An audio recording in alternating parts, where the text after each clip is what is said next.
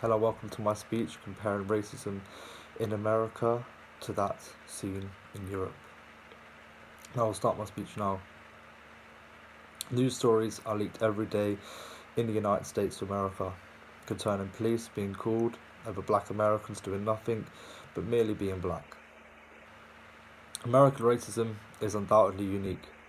Recently, in California, 3 black people, including a Jamaican, a Nigerian, and a native Londoner, were confronted by 7 police cars whilst checking out of their Airbnb as a white American was under the impression they were burglars.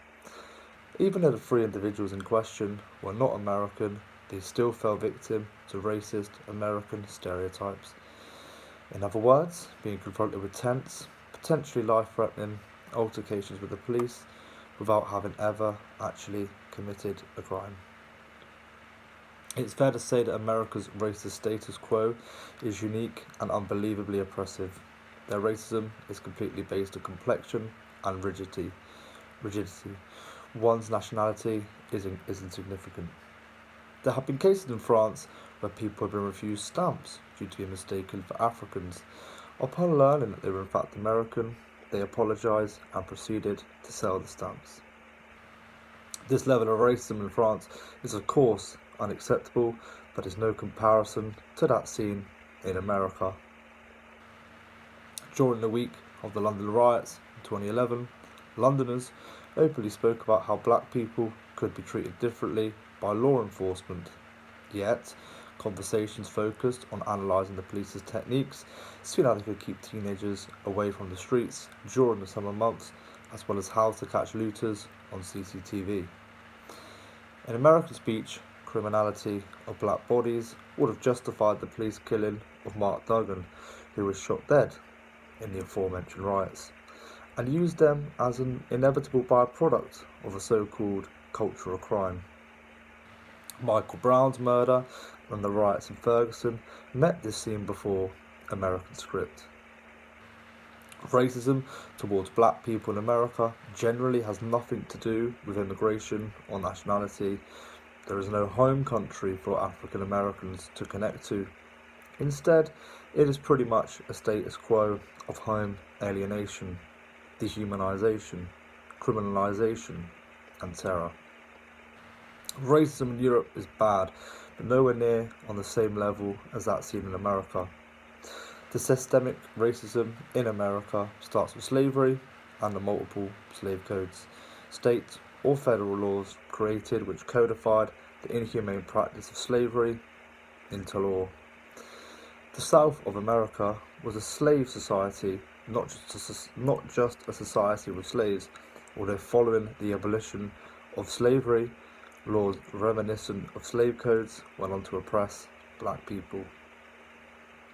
After the Civil War, these black codes had the sole purpose of depriving recently freed black Americans of any rights they had just gained. Black codes varied from state to state, yet the legal foundation focused on laws which allowed for an African American to be arrested if they were unemployed or homeless. The laws applied to countless amounts of blacks due to accommodation and chance of employment for liberated blacks in the south of the country were as good as non-existent post-war. Advocates for Virginia's Vagrancy Act of 1866 claimed that it would reinstate slavery in all but its name. The whites of the South would report the blacks' vagrancy, law enforcement would then arrest them and sentence African Americans for up to 3 months of forced labour on public or private lands. The federal government fought against black codes during Reconstruction by voting previous abolitionists and freed blacks to public office by creating laws and adding amendments to the American Constitution to protect black American rights. After the Reconstruction collapse in 1877, Southern states brought them back. Black codes became the heart of state constitutions, poll taxes and literacy exams, preventing African Americans from voting became the norm. Jim Crow and racial segregation, which governed the south of the country until the 60s, are prolongations of these laws. As black families began to flee this part of the country in the 20th century throughout the Great Migration, they were followed by the Black Code to Los Angeles, Chicago, New York, amongst other places. Black Americans, home refugees, fleeing state-funded terrorism, which was rumoured to bring crime, unemployment, vagrancy and drugs. American police department's answer was additional black codes and aggressive policing towards black communities. Black lives have always been criminalised and dehumanised in the US. Throughout Obama's presidency, Michael Brown, Eric Garner, and numerous other unnamed African Americans were murdered by the police.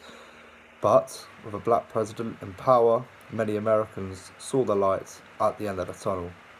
Social media brought to light these injustices, transforming the Black Lives Matters movement. Under Donald Trump, we have experienced the same amount of violence, which America has always seen as now, at best, they have an indifferent federal government with a racist president. Because of this change, more white Americans are encouraged to reinstate black codes. With Obama, social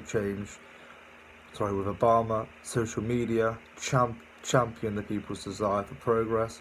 Now it highlights our clear decline. Just last week in New York City, a black lawyer and a 19-year-old daughter were handcuffed and arrested by police after being wrongly accused of shoplifting. In another incident, the police were summoned by a white student at Yale University due to a black Yale student sleeping in the common area in their dormitory. In April of last year, a white woman called the police on an African American family found a barbecue in a public park.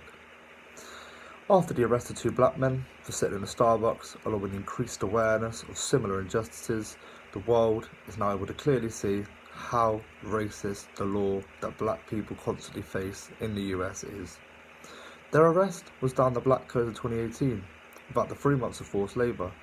Trump, in power, has only aggravated the problem with social media raising awareness, yet using black codes and posing oppression against black people as democratic justice and fair laws enforcement has unfortunately always been the US status quo.